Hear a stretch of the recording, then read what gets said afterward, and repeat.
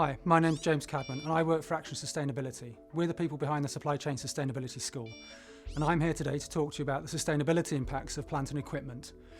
Why are we talking about sustainability of plant and equipment? Well, as we all know, they generally use diesel to make them run. And diesel has an impact. It has tailpipe emissions, it kicks out air quality emissions like NOx and PM10, but also carbon dioxide emissions. And the issue with these emissions is that for the air quality side of things, the NOx and the PM10, they can lead to health impacts, respiratory problems for people who live near and around where those emissions are being made. And as you all know, carbon dioxide is a key cause for climate change. So, like many other sectors, the construction industry has got a role to play in reducing its emissions and is taking a lot of action to do that. Whilst many organisations already recognise this and are taking action against it, it's not quite consistent across the sector or across the country in terms of moving to newer, cleaner power. So, there's a role there, there's something there for us to do to try and make it more consistent. And moreover, many of our client organisations and local authorities also recognise the issue. It's nothing new and they're putting in place low emission zones, for example. But again, there's an issue about them being slightly different and slightly inconsistent across the country, and therefore if you're a contractor going on site, you need to know, well, what can I bring on site? What kind of engine can I bring on site? What kind of emission limits are allowed or not allowed? What are the ways that we can sort this out? What are the solutions that we can bring to this? The Supply Chain Sustainability School has got a collaborative working group called the Plant Group, and we have representatives from up and down the value chain who get together to cooperate and work out how we can tackle the sustainability issues in a consistent and active manner. So what we want to do is come together and have an approach that works for everybody, is realistic in the market. We are not trying to disadvantage anyone. We want to be inclusive for all actors in the sector, and how we can come together and tackle those sustainability issues.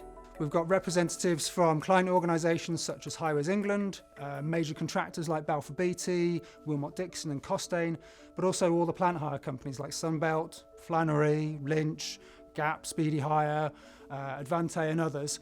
And it's a cooperative space. We all know the sector, we all know what the pros and cons are and what we can do to improve it. So over the last few months and years, the group has developed a few key documents and pieces of guidance. One of those is on minimum standards, and we involve the OEMs for this, the equipment manufacturers. What is achievable in terms of engine standards? How quickly can we move to cleaner, better diesel engines? And looking beyond that as well, what does the market look like? How can we achieve that without penalising people or having standards that are just too hard to achieve? So we took an approach of setting minimum standards. This is the line above which that everybody should be working with when you buy, hire or use your equipment. And that has been enshrined in a document called the minimum standards. And we're using that in the sector to guide people as to what they should be buying and using on site. And to accompany the minimum standards, we've got a commitment charter. And this is where we're asking players across the value chain in the construction sector to sign up to publicly state, yeah, we recognise the issue, we know that it's a real issue and we need to do something about it, and this is us stating that we're doing something about it. We're going to adhere to the minimum standards, but we're going to go better, we're going to go higher where we can and use different technologies. So whilst we've got these minimum standards, we want people to go as quickly as possible to cleaner forms of power, as soon as they can. Budgets allowing, of course, we're not trying to put people out of business by any means. It's about where we can move to, whether it's battery, whether it's hybrid, whether it's hydrogen, whatever the technology might be. Solar panels, if you've got a sunny day, that's great.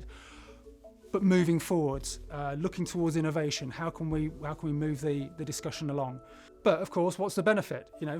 Why should we do this if we've just invested in a new set of fleet? The benefits as we see it in the group are that there's a consistent message coming from the sector. This has all been developed by the sector for the sector. It's not been done in an ivory tower somewhere and handed down. It's been developed by those representatives I mentioned earlier. It's there to help people have one voice in the industry, and that's whether you're in FM, whether you're in house building, infrastructure, whichever part of the built environment. It'll help you win more work. There's many clients out there saying that they need to know what the emission standards are for your vehicles. This is one way of doing that. So there's many benefits to this. Getting involved gives you an opportunity to be part of something bigger, something that's sector-wide. So if this is of interest to you, I suggest you get involved in the Supply Chain Sustainability School.